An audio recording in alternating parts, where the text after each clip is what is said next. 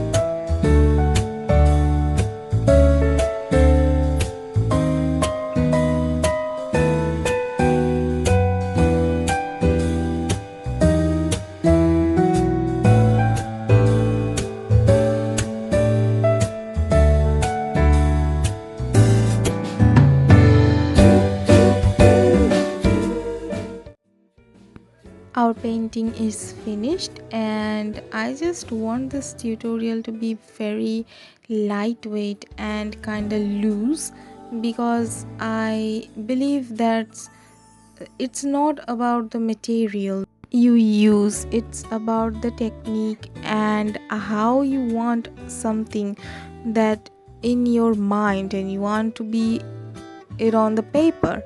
More likely I have saw you the reference picture before. I didn't want my painting to be exactly like the reference picture. I want it to be more from my mind, from my vivid imagination, because when you are creating something, it's all about your imagination, and of course it's about reality also. I hope you guys like the video, and we'll see you soon in my next video. Till then, please subscribe to my channel, stay safe, and bye bye.